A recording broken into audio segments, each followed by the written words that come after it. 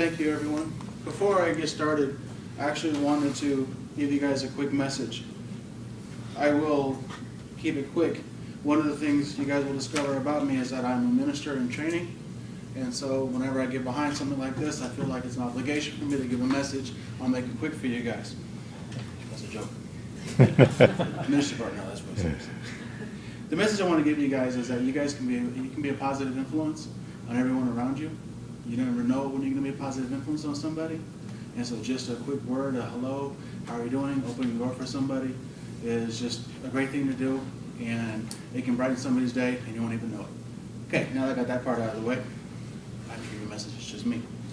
Moving on back into the normal speech here. Toastmasters, yes, we don't make it official here. Hello everyone, my name is Shannon, and I am not an alcoholic. I feel like I had to say that too. I've been in Toastmasters for a couple of years now, and I struggle with public speaking. I absolutely hate it. I get really nervous at it. I get the shakes and all that, which I'm sure most of you guys can agree to, and I absolutely hate it. So, that being said, why am I here? No.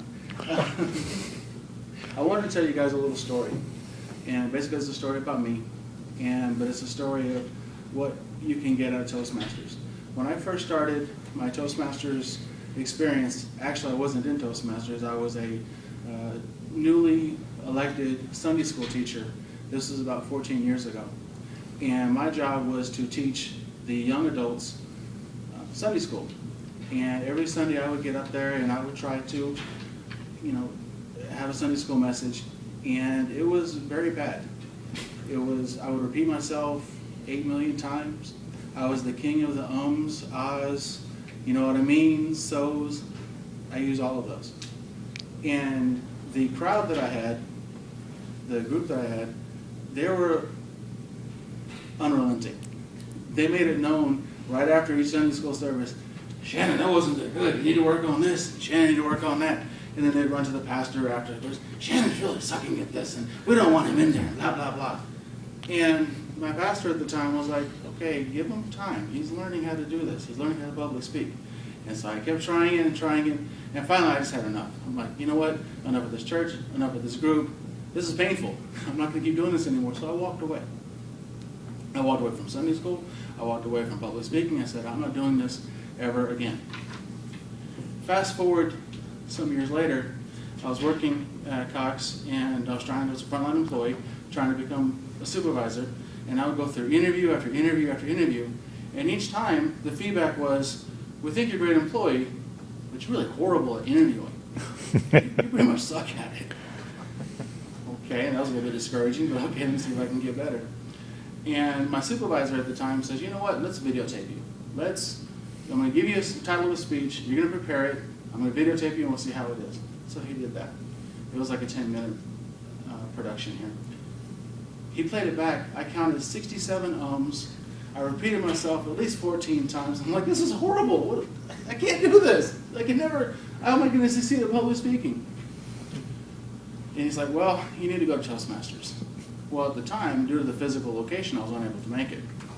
I finally transferred to a facility where we had Toastmasters Club, and I joined it.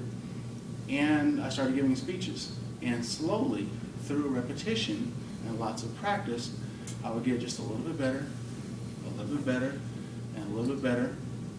And finally, I got to a point, even though I know I still suck at it, I'm very nervous at it, but one of my job functions is I go out to other companies and I do presentations at other companies.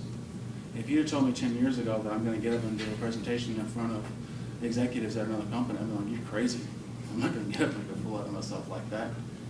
But I realized through the things that I've learned in Toastmasters, through table topics, through prepared speeches, and just getting up and just keep going at it over and over again, I would get a little more confidence, and I was able to get through it. Even though personally, like I said, I still hate it. 10 minutes from now, I'll be absolutely fine. I'll be calm and collected. Right now, I'm nervous I'm very nervous. But one of the things I've learned through Toastmasters is you can work through it. It's going to give you the strength and ability to get up over and over again. Yes, Carlos, you're going to get good at it too. But you'll get really good at it. Eventually, you get to the point where people won't even think that, oh, you've only been Toastmasters a couple of years. They'll think that you're a dynamite public speaker, and you can get up and whittle off a 4-hour sermon, you know, at the top of a hat. No, I can't do that yet. Nope. And I wanted to tell you guys a little story real quick here. It was rather interesting. I was teaching Sunday school the other day, and I had a retired minister stop in on my class. And after the class, he came up to me. He's like, I have something I want to tell you. I'm like, what's that? He's like, well, you can't tell anybody else. Well, I'm sharing with you guys, but I'm sure you guys won't tell. He said, so Shannon, when you're sitting there in Sunday school or if you're in the middle of church and somebody is really unruly, or you just lose your train of thought and you forget what you're going to say, all you have to do to bring it back is just say, let's pray. 9 times out of 10, people are just going to be quiet right there and then. Okay? And he says, Shannon, you take that opportunity, you go back, collect your notes again, you figure out what it is you're going to say, and you keep going forward. Okay?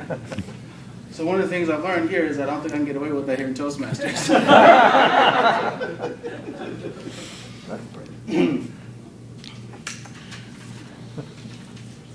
So here I am now. I come to you as somebody who a couple years ago would never have been able to get up and give a speech. Now I'm almost done with one of those levels, advanced communicator, such and such. But more importantly, I have the confidence to be able to get up and stand in front of you guys. And that's, for me, that's why I go to Toastmasters. So for those of you who are, I haven't had a chance to get to know you guys yet.